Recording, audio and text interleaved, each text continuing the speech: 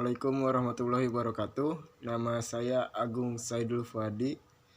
Di sini saya akan mempresentasikan tentang landasan pendidikan sebagai tugas sekaligus pengganti UAS. Pengertian pendidikan.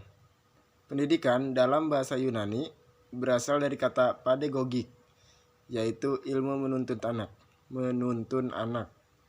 Pendidikan adalah proses di mana potensi, kemampuan, kapasitas manusia yang mudah dipengaruhi oleh kebiasaan-kebiasaan yang disempurnakan dengan kebiasaan-kebiasaan yang baik.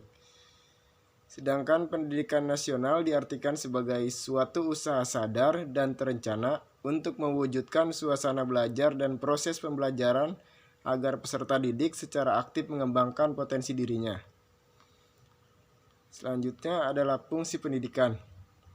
Fungsi pendidikan menurut Undang-Undang Republik Indonesia Nomor 20/2003 Bab 2 Pasal 3.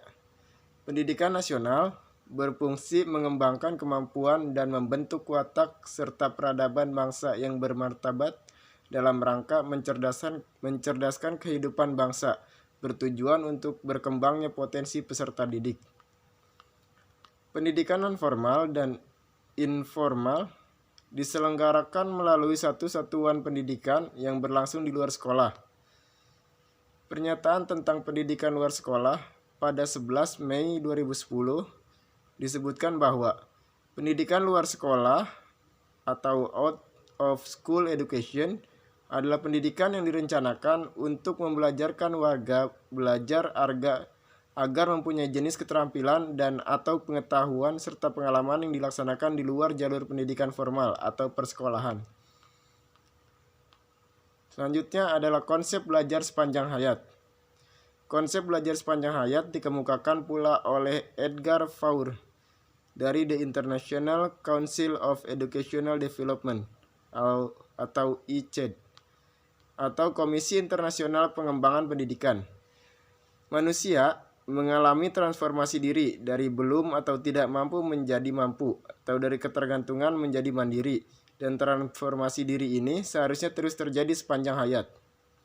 Asalkan ia tidak berhenti belajar, asal ia tetap menyadari keberadaannya yang bersifat present continuous, ongoing process atau non-becoming pendidikan informal, formal, dan non-formal. Dalam pendidikan sepanjang hayat, dengan demikian, pendidikan bukan hanya berlangsung di sekolah. Pendidikan akan dimulai segera setelah anak lahir dan akan berlangsung sampai manusia meninggal dunia.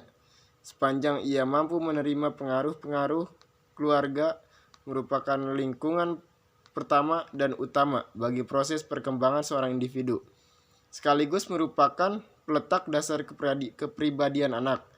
Pendidikan anak diperoleh terutama melalui interaksi antara orang tua dan anak. Sedangkan ciri-ciri ilmu pendidikan. A. Jelas objeknya. Ilmu pendidikan mempunyai objek materi dan objek formal. Metode ilmu pendidikan. Metode ilmu pendidikan meliputi 1. Metode deduktif dan metode induktif. Artinya, bahwa ilmu pendidikan menggunakan analisis teoritis di dalam membangun kerangka berpikir dan hipotesanya. 2. Objek formal adalah situasi pendidikan, interaksi yang bersifat khusus antara pendidik dan peserta didik yang dilakukan untuk mencapai pendidikan nasional.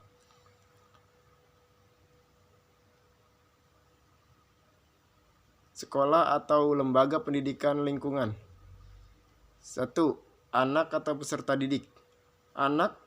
Hakikat anak atau peserta didik di dalam Undang-Undang Republik Indonesia Nomor 20 Tahun 2003 Bab 1 Pasal 1 Ayat 4 disebutkan bahwa peserta didik adalah anggota masyarakat yang berusaha mengembangkan potensi diri melalui proses pembelajaran yang tersedia pada jalur, jenjang, dan jenis pendidikan tertentu. Asumsi bahwa anak adalah miniatur orang dewasa telah ditinggalkan orang sejak lama.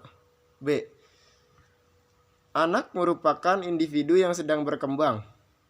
Anak menjadi dewasa melalui suatu proses pertumbuhan dan perkembangan yang secara bertahap mengenai keadaan fisik, sosial, emosional, moral, dan mentalnya.